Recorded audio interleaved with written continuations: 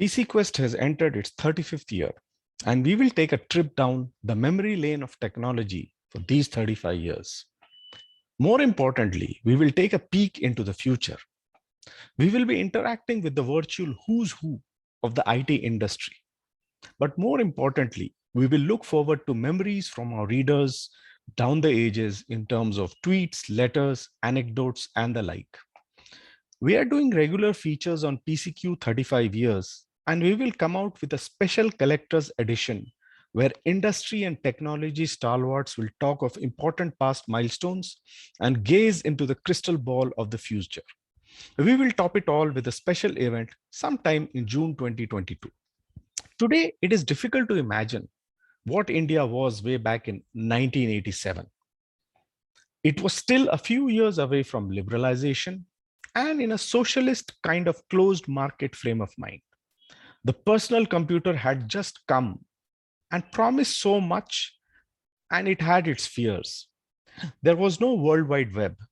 Floppy disks and Intel 386s ruled. Now, the 586 was a Pentium, and even that series has been replaced by the multi-core era. It was in this backdrop that Cybermedia launched PC World India, which subsequently became PC Quest.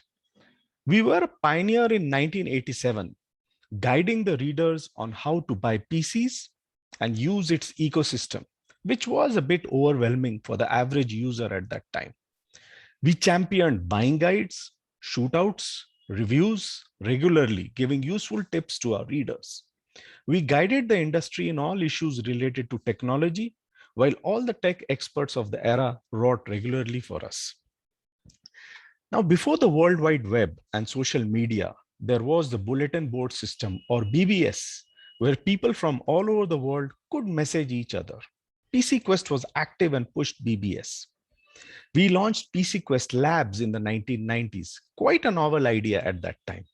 A fleet of reviewers tested and reviewed all manner of the latest gadgets.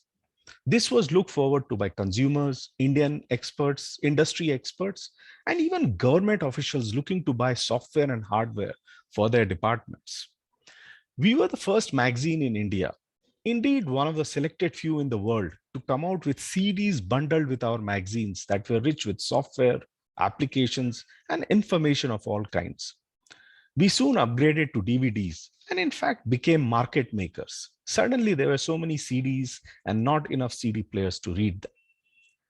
We built up on this by giving the newly launched Linux OS to our readers. And the first issue was such a hit that it made its way to the black market. We used this medium to push for open source and had India's very first strong and vibrant developers community. The new millennium saw us help SMBs or SMEs with their tech implementation plans, doing a series of SMB roadshows and developer conferences. We started making and distributing videos with our DVDs much before such a thing became fashionable on the internet. We continue to remain India's technology magazine well into the 2020s and invite you to join us on this PCQ 35-year journey through our magazines, websites, social media channels, webinars, and virtual events.